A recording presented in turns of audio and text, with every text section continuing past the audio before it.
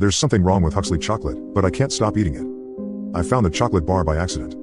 It was tucked away on the lowest shelf in the corner shop, half hidden behind a row of dusty biscuit tins. The wrapper was matte black, unmarked except for an embossed gold logo, Huxley's Original. No price tag, no branding, nothing to indicate where it had come from. I turned it over in my hands. The weight of it was strange, heavier than it should have been, dense, almost unnervingly solid. I never was a huge chocolate guy. I have a sweet tooth, sure, but I could go for weeks without it. This though, something about it called to me.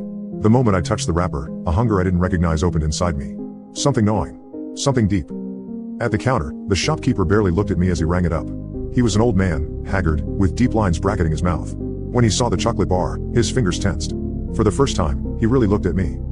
"Are you sure you want that?" I gave a small laugh. "Why? Is it poisoned?" "A lot of people like it. Maybe too much," he replied, expressionless. I paid and left, pushing his words out of my mind. I waited until I got home to try it. The wrapper peeled back with a dry rustle, and immediately, the scent hit me, thick, heady cocoa with something else beneath it, something almost meaty. The bar itself was a deep brown, nearly black, and the surface had a slight sheen, as though it had been polished. I broke off a square and popped it into my mouth. It melted instantly. Not just smooth, velvet. Rich and impossibly creamy, like every chocolate I'd ever tasted had been a cheap knockoff of this. It was sweet, but not cloying, and threaded with a complexity I couldn't place. It was. I blinked. The square was gone. I hadn't even realized I'd swallowed it. I needed another. By the time I came back to myself, the bar was gone. The wrapper sat on my lap, torn open like the carcass of something devoured. I sat there breathing hard, chocolate around my face. My skin tingled, a heat spreading through me like I had taken a shot of whiskey on an empty stomach. A pressure built in my head, not painful, just there. I should have felt sick. After eating that much chocolate, I should have been nauseous. But I wasn't. I felt good. The next day, I couldn't stop thinking about it. I told myself I was being stupid, it was just chocolate. But the hours passed, the craving deepened. My tongue felt lonely. My stomach twisted with a strange, aching hollowness. By the time I left work, I was shaking. I went back to the corner shop, heart hammering, already tasting that first bite. The bar wasn't there.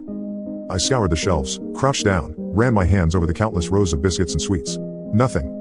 I went to the counter. The old man was there again, watching me with something close to pity. I swallowed the chocolate bar. "Huxley's. Do you have any more?" His face darkened. "No." My mouth felt dry. I began to panic. "Will you be getting any more?" He shook his head. "You should stop looking." I laughed, hollow. "It's just chocolate." He leaned forward, lowering his voice. "Is it?" I felt furious, craving clawing at me like a hungry bear. That night I couldn't sleep. My skin felt tight, stretched too thin over my bones. I was sweating. My jaw ached. Hours spent tossing and turning. Dreaming sweet, creamy nightmares, tasting phantom sweetness on my tongue. The next morning, my reflection looked wrong. My face was fuller. My cheeks had a softness to them that they hadn't yesterday. My stomach too, pressing against my shirt, the fabric a little tighter. I barely ate that day. I told myself I was being paranoid, that maybe I was just bloated. But my body felt different. Heavier. My limbs moved sluggishly, and my stomach dragged. By the evening, I was starving. I tried to eat normal food, but nothing tasted right. The pasta I made was gluey and bland. The sandwich I forced down felt like sawdust. I gagged on the chocolate bar I bought from Tesco, cheap, grainy, wrong. I needed Huxley's. By midnight, I was shaking, aching.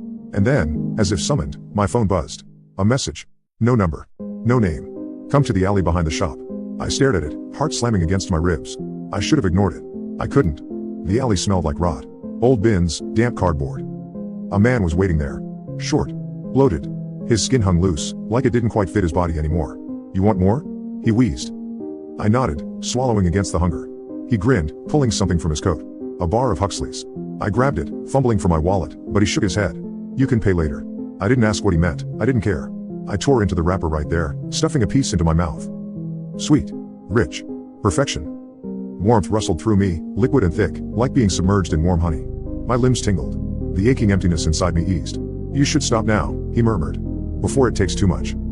I ignored him. I walked away, chewing slowly, letting the chocolate dissolve on my tongue. I woke up heavy. I sat up and felt it, the pull of my own weight, my stomach pressing against the mattress in a way it never had before. I stumbled to the mirror and, no. My face was bloated. My eyes sunk into soft, swollen flesh. My arms, thick. My fingers looked like sausages, stiff and clumsy. I pulled my shirt off with a struggle. My chest sagged, my stomach hung like a baker's apron. My thighs pressed together, slick with sweat. I grabbed at myself, at the rolls, at the sheer bulk of me, my skin shifted. I choked on a gasp. It moved. Not just flesh shifting with motion, something moved beneath it. I pressed my hand into my gut, fingers sinking slightly. Something squirmed inside me. The realization hit, slow and horrible. I hadn't just been getting fat. I was filling. My stomach churned, and I felt it, dozens of tiny, writhing things, nestled deep in my flesh. Not the chocolate. Not food. Eggs. I barely waddled to the toilet before I started screaming, forcing myself to throw up. I don't leave the house anymore. I can barely move. I've tried to stop eating them. I really have. But the pain is unbearable. A gnawing void, a need greater than the pain itself. So, I keep eating. And I keep growing. I feel them inside me, their small, slick bodies shifting beneath my skin, pushing through the fat that has become their nest. My stomach brushes my thighs when I sit. It's hard to go to the bathroom now. My hands are too swollen to even hold this phone. My tongue has a coating of sickly sweetness from these bars.